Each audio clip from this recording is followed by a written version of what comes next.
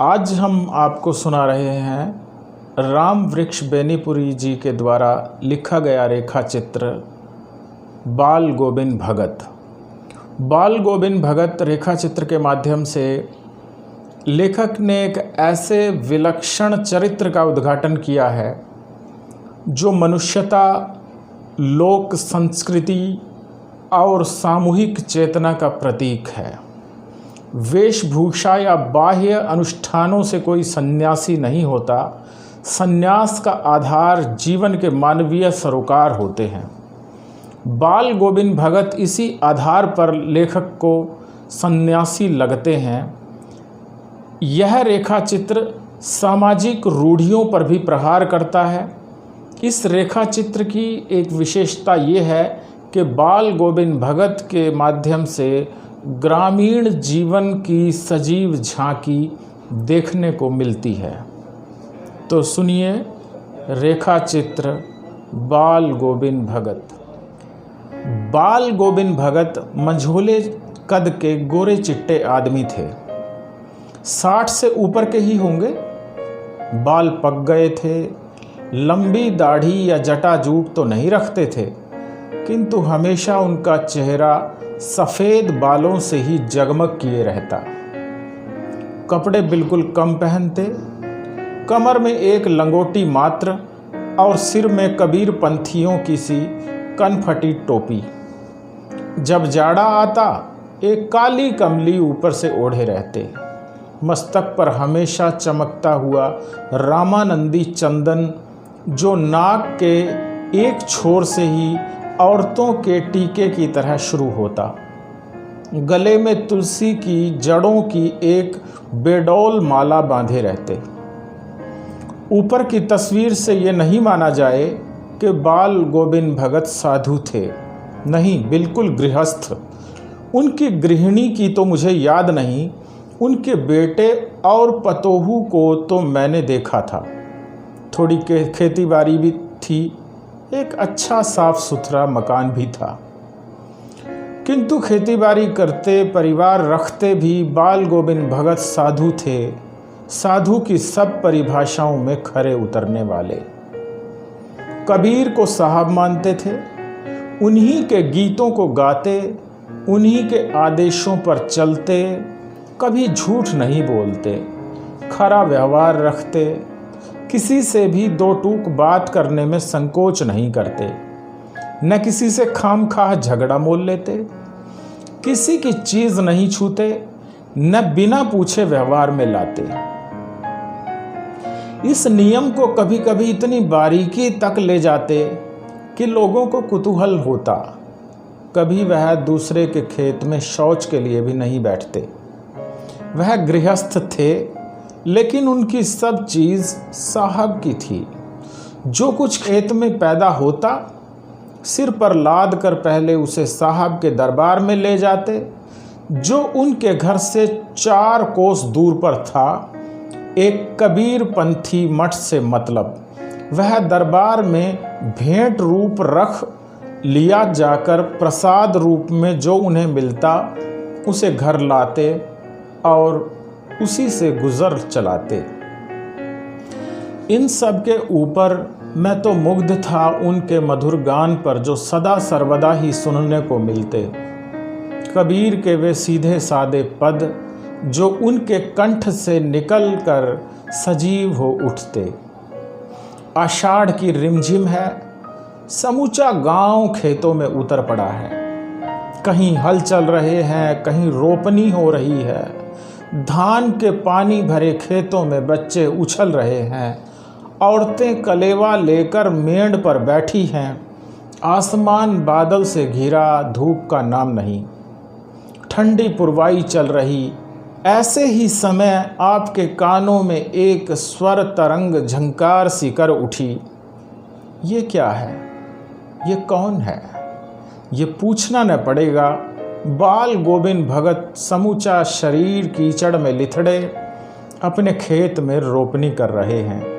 उनकी अंगुली एक एक धान के पौधे को पंक्तिबद्ध खेत में बिठा रही है।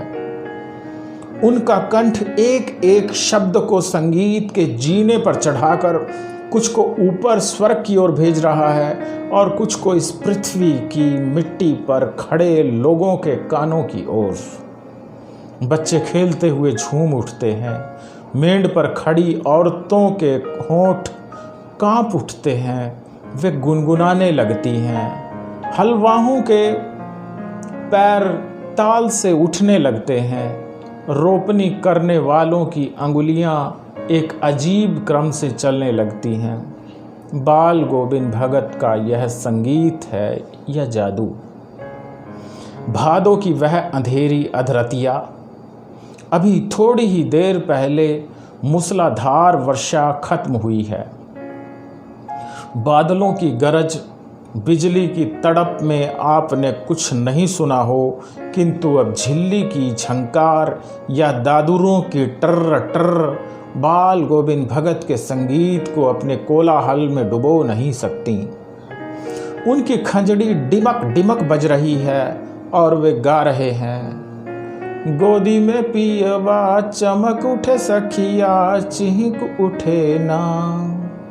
हाँ, पिया तो गोद में ही है, किंतु वह समझती है वह अकेली है। चमक उठती है, चिहुक उठती है। उसी भरे बादलों वाले भादों की आधी रात में उनका यह गाना अंधेरे में अकस्मात कौंध उठने वाली बिजली की तरह किसे न चौंका देता। अरे, अब सारा संसार निस्तब्धता में सोया है। बाल गोविंद भगत का संगीत जाग रहा है, जाग रहा है। तेरी गठरी में लागा चोर मुसाफिर जाग जरा। कार्तिक आया नहीं कि बाल गोविंद भगत की प्रभातियां शुरू हुईं, जो फागुन तक चला करती। इन दिनों वह सवेरे ही उठते, न जाने किस वक्त जग कर वह नदी स्नान को जाते, गांव से 2 मील दूर। वहां से नहा धोकर लौटते और गांव के बाहर ही पोखर के ऊंचे भिंडे पर अपनी खंजड़ी ले जा बैठते और अपने गाने टेरने लगते। मैं शुरू से ही देर तक सोने वाला हूँ, किंतु एक दिन माघ की उस दांत किटकिटाने वाली भोर में भी उनका संगीत मुझे पोखरे पर ले गया था। अभी आसमान के तारों के दीपक बुझे नहीं थे। हाँ, पूरब में लोही लग गई थी, जिसकी लालिमा को शुक्र तारा और बढ़ा रहा था। खेत, बगीचा, घर, सब पर कुहासा छा रहा था। सारा वातावरण अजीब रहस्य से आवृत मालूम पड़ता था। उस रहस्यमय वातावरण में एक कुश की चटाई पर पूरब मुंह काली कमली ओढ़े बाल गोविंद भगत अपनी खंजड़ी लिए बैठे थे। उनके मुंह से शब्दों का तांता लगा था। उनकी अंगुलियां खंजड़ी पर लगातार चल रही थीं। गाते गाते इतने मस्त हो जाते, इतने सुरूर में आते, उत्तेजित हो उठते कि मालूम होता अब खड़े हो जाएंगे। कमली तो बार बार सिर से नीचे सरक जाती। मैं जाड़े से कंपकपा रहा था, किंतु तारे की छाँव में भी उनके मस्तक के श्रम बिंदु जब तब चमक ही पड़ते। गर्मियों में उनकी संझा कितनी उमस भरी शाम को न शीतल करती। अपने घर के आंगन में आसन जमा बैठते। गांव के उनके कुछ प्रेमी भी जुट जाते। खंजड़ियों और करतालों की भरमार हो जाती। एक पद बाल गोविंद भगत कह जाते, उनकी प्रेमी मंडली उसे दोहराती, तिहराती। धीरे धीरे स्वर ऊंचा होने लगता, एक निश्चित ताल, एक निश्चित गति से। उस ताल स्वर के चढ़ाव के साथ श्रोताओं के मन भी ऊपर उठने लगते। धीरे धीरे मन तन पर हावी हो जाता। होते होते एक क्षण ऐसा आता कि बीच में खंजड़ी लिए बाल गोविंद भगत नाच रहे हैं और उनके साथ ही सबके तन और मन नृत्यशील हो उठे हैं। सारा आंगन नृत्य और संगीत से ओत-प्रोत है। बाल गोविंद भगत की संगीत साधना का चरम उत्कर्ष उस दिन देखा गया जिस दिन उनका बेटा मरा। इकलौता बेटा था वह, कुछ सुस्त और बौदा सा था। किंतु इसी कारण बाल गोविंद भगत उसे और भी मानते। उनकी समझ में ऐसे आदमियों पर ही ज़्यादा नज़र रखनी चाहिए या प्यार करना चाहिए, क्योंकि ये निगरानी और मोहब्बत के ज़्यादा हकदार होते हैं। बड़ी साध से उसकी शादी कराई थी। पतोहू बड़ी ही सुभग और सुशील मिली थी। घर की पूरी प्रबंधिका बनकर भगत को बहुत कुछ दुनियादारी से निवृत्त कर दिया था उसने। उनका बेटा बीमार है, इसकी खबर रखने की लोगों को कहाँ फुर्सत, किंतु मौत तो अपनी ओर सबका ध्यान खींच कर ही रहती है। हमने सुना बाल गोविंद भगत का बेटा मर गया। कुतूहलवश उनके घर गया, देखकर दंग रह गया। बेटे को आंगन में एक चटाई पर लिटाकर एक सफ़ेद कपड़े से ढांक रखा है। वह कुछ फूल तो हमेशा ही रोपते रहते, उन फूलों में से कुछ तोड़कर उस पर बिखरा दिए हैं, फूल और तुलसी दल भी। सिरहाने एक चिराग जला रखा है और उसके सामने ज़मीन पर ही आसन जमाए गीत गाए चले जा रहे हैं। वही पुराना स्वर, वही पुरानी तल्लीनता।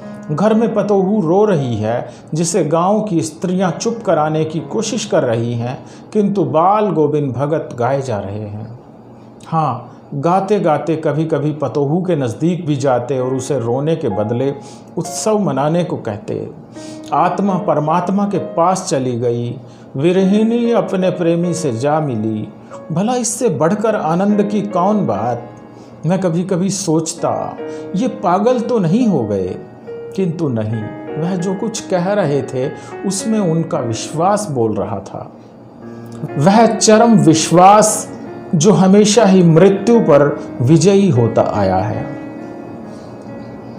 बेटे के क्रियाकर्म में तूल नहीं किया, पतोहू से ही आग दिलाई उसकी, किंतु ज्यों ही श्राद्ध की अवधि पूरी हो गई, पतोहू के भाई को बुलाकर उसके साथ कर दिया, ये आदेश देते हुए कि इसकी दूसरी शादी कर देना।